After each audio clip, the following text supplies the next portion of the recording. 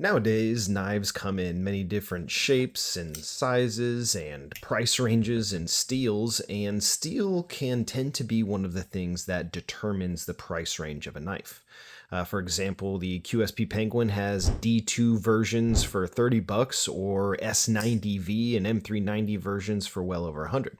We've got other budget steels like 14C28N on this Tactus Strike for around 50 bucks, and this Vosteed Psyop in Elmax. These I think are around $150 to $180. And then we have this guy, this Grimsmo Norseman. This is an RWL 34. These can go upwards of $1,000. So with these different steels and different performances that we can expect to get out of them, how do we know the quality of that steel? Now, S90V, any of these steels, these premium or even budget, they are only as good as their heat treat. And how do we know how the quality of the heat treat is? Are we going to have to use and sharpen the knife to know? Now, websites advertise an HRC range, but how accurate is that? And there's no real regulation on that number having to be accurate. It is just a means of advertising. If you haven't already heard, and if you've been in the knife community at all in the last few weeks or months, you probably have heard of Taylor Hardness and SteelHardnessLab.com. I've been working with Taylor. I sent him some few knives, and he did return them recently and post the tests on it. And what he does is he independently tests knives' hardness, and it's just as a means to verify the quality of the heat treat. Now, high hardness isn't everything when it comes to the quality of the way a steel is heat treated, but there is a certain threshold, and we do want to see if it is within that advertised range as well. There are some that say that hardness is inversely related to toughness, like the harder you get, the less toughest the steel is going to be, and I don't know if I want to talk about that yet. That's going to be a video for an entire other day. But generally, for certain steels, there's an ideal range. And that is another thing that can be different depending on who you ask. But you don't want a steel that's below a range that everybody knows is going to be bad. Like once we're getting below 58s in some of these steels, we know it's not good no matter what.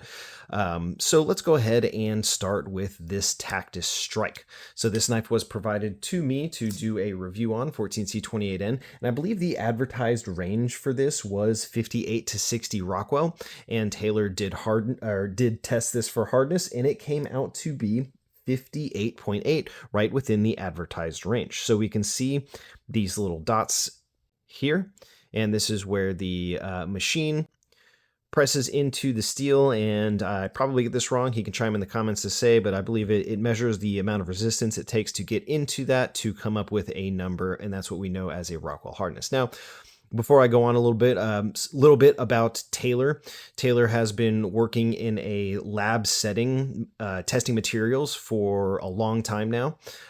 He is certified in materials testing, and he works in a lab.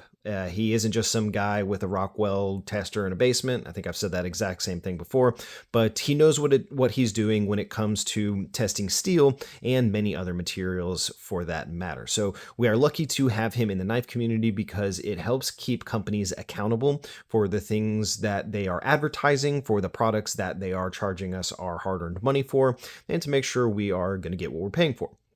So moving right along, this QSP Penguin is in S90V steel. Now, I think I did get this for around 60 bucks on like a Blade HQ sale. This is a Blade HQ exclusive, and this S90V tested to be 59.5. Now that is definitely below the optimal range for S90V.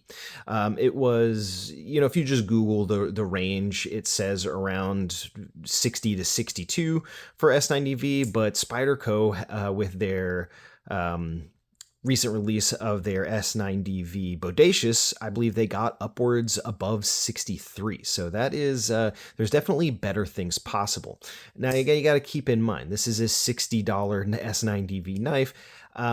But I think I'd rather have, and I don't think I know, I'd rather have a knife in a more budget steel, like the Olatan's Lemon Shark in 10CR with 60 Rockwell. Now, again, I know Rockwell isn't everything, but I actually put this knife, an S90V, up against the Lemon Shark in 10 CR, and the Lemon Shark outperformed it significantly. Better use and better edge retention than the S90V because it had a better heat treat, and that reflected in the higher hardness with the Lemon Shark. Moving on to the Vosteed Psyop in Elmax. So the Elmax on the Psyop tested at 60.4. That is right within the range that Vosteed advertises for Elmax. I believe they advertise 60 plus or minus 1. So 60.4 is perfectly within that range. Now, if that is whether or not that is the optimal hardness for Elmax, I'm sure it could get a little bit harder, but it is exactly what they advertise it to be. So how mad can we really be at that? Now for the Grimsmo Norseman. This knife is more than just the steel, and it is in RWL 34. That is a CPM 154 equivalent made by, I think, Damasteel, I want to say. And it's, I believe it is used because it's easier to machine for smaller scale shops like Grimsmo. Please, somebody let me know if I'm just talking out of my ass on that. A lot of people will flinch at that for a $1,000 knife having a steel that is equivalent to 154 cm. Now, I believe they do properly cryo treat it and things that a lot of other companies probably don't do with their steel, but regardless, this did come out to 59.6. And I'm not really sure if that is the ideal range for RWL 34. They could probably get it a little bit harder, but again, not really sure. I don't know. That is one of the things that would make me not so sure about buying a $1,000 knife. Thank you, Taylor, for letting me look at this knife. I didn't buy it.